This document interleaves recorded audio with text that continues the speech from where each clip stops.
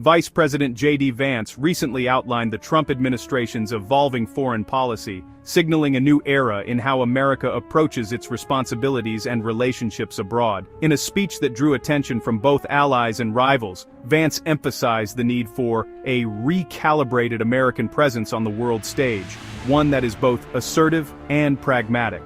This approach marks a significant shift in America's global role, moving away from open-ended commitments and toward a more focused, interest-driven strategy. The administration is determined to redefine what leadership means in a rapidly changing international landscape. Against a backdrop of mounting global challenges, from regional conflicts to economic uncertainty, Vance's message was clear. America will lead with strength, but it will also expect more from its partners. The days of unchecked support are over. Cooperation must be mutual and meaningful. He called for a doctrine of power realism, a blend of robust diplomacy and credible military force.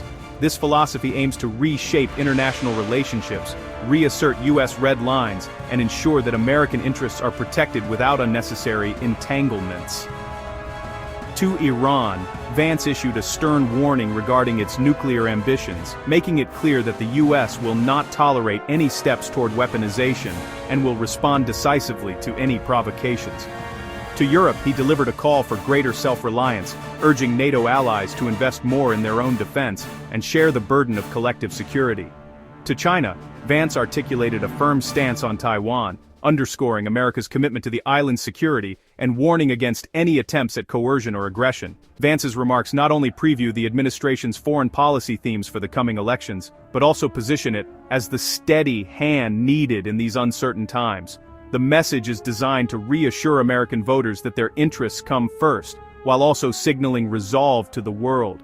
The strategy represents a clear departure from the post-Cold War consensus, favoring selective engagement and the building of stronger, more resilient alliances. Vance's vision is one of managed competition, strategic clarity, and a willingness to adapt to new realities. In this new era, decisive action will be taken when core American interests are at stake, ensuring that the nation remains secure, influential, and prepared for the challenges ahead.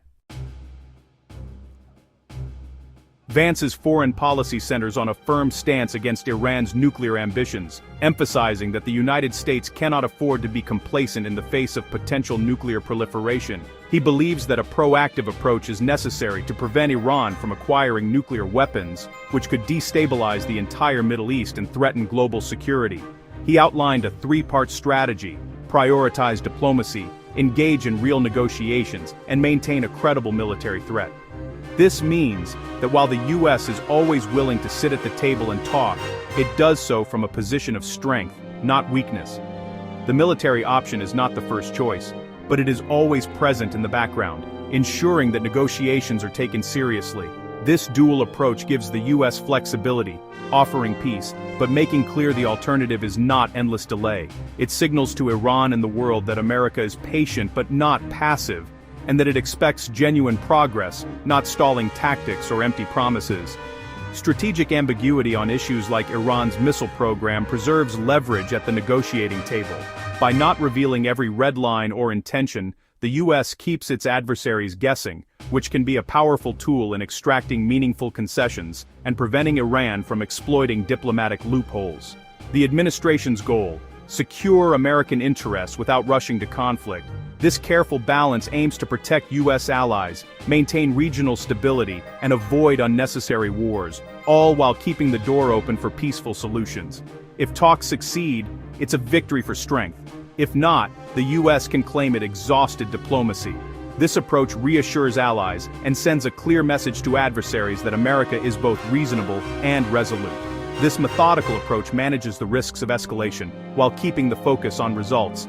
It ensures that every diplomatic effort is backed by preparation and resolve, reducing the chances of miscalculation or unintended conflict. The message to Tehran is unmistakable. The window for peace is open, but not forever.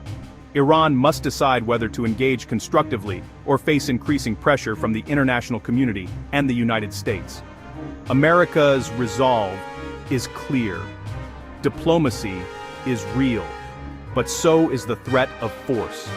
The world is watching, and the stakes could not be higher as the U.S. pursues a path that balances hope for peace with the readiness to defend its interests. Vance called for a new transatlantic partnership, one that reimagines the relationship between the United States and Europe for a new era. He emphasized that this partnership should be built on mutual responsibility, where both sides contribute equally, rather than one relying heavily on the other.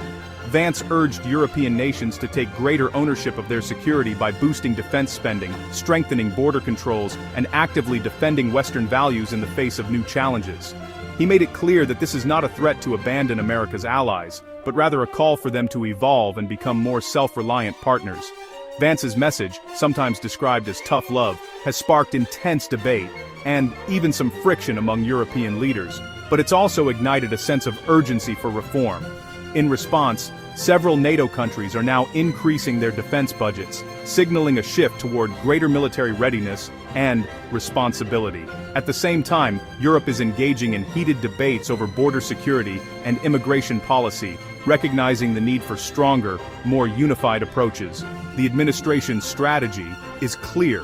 By applying pressure, it hopes to encourage Europe to become a stronger, more reliable partner in global affairs. The path forward is challenging, but Vance's message is forcing a continent-wide conversation about what it means to share responsibility for security and values. America's security guarantees are no longer unconditional. Europe must now step up and prove it can stand shoulder to shoulder with its ally in a rapidly changing world. Turning to the Indo-Pacific, Vance used Taiwan to highlight the need for competence in U.S. leadership. He contrasted the administration's resolve with opponents' hesitation, arguing that ambiguity invites aggression. Taiwan's security is vital, not just for democracy, but for the global economy and regional stability. Vance's message, deterrence requires both capability and the will to act. The administration positions itself as the party of serious leadership, ready to protect American interests. By framing Taiwan as a test of competence, Vance crafts a compelling narrative for voters and adversaries alike. The administration's focus on Iran is about more than one country. It's about preventing a regional nuclear arms race. A nuclear Iran could push Saudi Arabia and Turkey to pursue their own weapons, shattering non-proliferation efforts. The result, a volatile Middle East, with nuclear tripwires and global economic fallout. Oil markets and supply chains would be at risk, impacting nations worldwide. The U.S. strategy: draw a clear line, keep diplomacy open, and avoid both war and a nuclearized region. Preventing an Iranian bomb is a top-tier security imperative. The stakes are global. Stability in the Middle East means stability everywhere. Vance's interview wasn't just about policy, it was about political positioning for 2028. He deflected questions about his ambitions, emphasizing loyalty and focus on the current agenda. By speaking authoritatively on foreign policy, Vance builds his credentials as a future leader. His critique of opponents on competence is as much about future elections as current policy. The dynamic with Secretary Rubio hints at a coming contest for the party's future.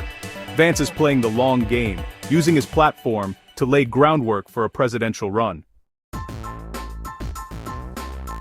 Vance's interview reveals a foreign policy that is assertive, demanding, and rooted in realism. The formula: diplomacy backed by strength, alliances based on responsibility, and unwavering competence. The message: Iran's nuclear path is closed, Europe must be self-reliant, and Taiwan's security is non-negotiable. This approach carries risks, but the administration believes assertiveness is the best deterrent. America's role is redefined, not omnipresent, but indispensable at key flashpoints. The U.S. will demand more from partners and show resolve to rivals. It's a clear-eyed strategy for navigating a turbulent world from a position of strength.